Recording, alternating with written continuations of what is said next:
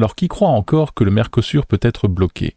Et quelles sont les entreprises qui pourraient en tirer profit? C'est ce que nous allons voir aujourd'hui. Bienvenue dans la pièce sécurisée.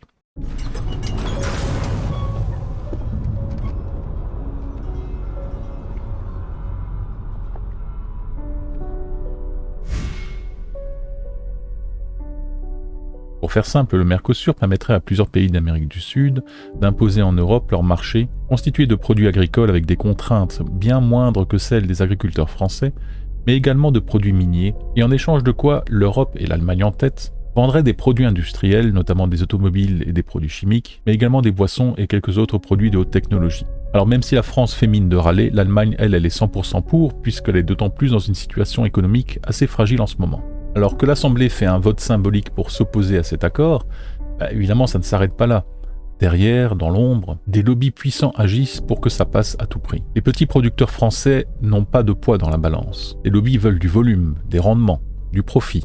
Et les politiques les écoutent. Alors ils pleurnichent un peu devant les caméras pour calmer les agriculteurs, mais une fois les micros éteints, tout est validé. Et nos agriculteurs pendant ce temps, ils trinquent. Entre les normes très strictes qu'ils doivent respecter et la future concurrence produite à coups de déforestation et de pesticides interdits, ils vont pour ainsi dire vendre à perte ou fermer boutique. Et c'est ça le vrai visage de cet accord. Une trahison signée par Bruxelles et validée par notre gouvernement. Et quand on parle des agriculteurs, ils ne sont pas seuls. On peut penser aux industries en amont de l'agriculture, comme les fabricants de pesticides ou les fournisseurs de matériel agricole, mais également celles en aval de l'agriculture, comme les abattoirs ou les industries agroalimentaires. On peut penser à tout le transport, la logistique et les commerces qui sont directement reliés aux agriculteurs qui vont être touchés. Tout cela cumulé, on arrive à un niveau de profession tout à fait comparable à l'ensemble du personnel de l'éducation nationale, par exemple. Et le gouvernement, qu'est-ce qu'il fait? Il joue la comédie. On n'est pas content, on se bat pour sauver nos agriculteurs, on croise les doigts, on vote tous pour dire on n'est pas content, mais c'est pas notre faute, c'est les autres méchants qui décident à notre place. Certaines grandes chaînes de magasins ont déjà courbé le dos face à l'Amérique du Sud qui a menacé de boycotter tous leurs produits si jamais ils se rangeaient contre le Mercosur. Alors il y a moyen de bloquer cet accord, il faudrait que plusieurs pays, au moins 4, représentant au moins un tiers de la population européenne, commencent à se lever vent debout. Mais ça fait depuis des années que cet accord est en cours. La Pologne commence à se réveiller puisqu'elle commence à réaliser que même elle ne fera pas forcément le poids face à la concurrence qui arrive. Donc la France et la Pologne ensemble représentent environ un quart de la population européenne. Donc ça ne suffit pas, il faut d'autres pays.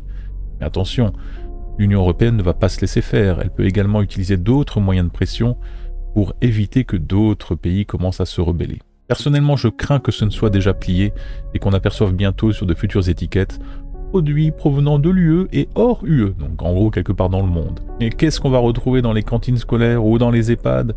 Probablement de la viande discrètement écoulée à bas prix. Ne pensez-vous pas que manger de la viande de mauvaise qualité aura un impact sur la santé? Et c'est un coût qui sera futur et laissé à la prochaine génération de politiciens. En tant que consommateurs, nous avons un rôle à jouer. On peut soutenir nos agriculteurs en achetant local, en privilégiant la qualité. Mais là, ce qui est clair, c'est qu'à partir du moment où la viande ou les produits alimentaires vont être vendus moins cher, quitte à ce que ce soit de la moindre qualité, de nombreuses personnes en achèteront. Et les produits de qualité vont certainement hausser encore en prix, ce qui va clairement créer un gouffre entre les personnes capables de s'acheter des produits de bonne qualité et les autres contraints d'acheter de la mauvaise qualité simplement pour survivre. Alors espérons que quelques pays se ressaisissent et permettent de bloquer le processus en imposant quelques normes plus strictes. Car si ce n'est pas le cas, on peut du coup esquisser quelques idées d'entreprises qui pourront en tirer un bénéfice direct.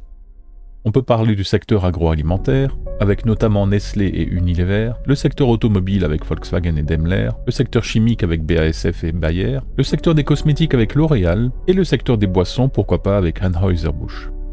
Nous verrons bien ce qu'il en est, nous suivrons ça dans le détail. En attendant, commencez à mettre votre épargne à l'abri, comme nous en avons déjà parlé dans des vidéos précédentes. Le pire est effectivement à venir, hélas.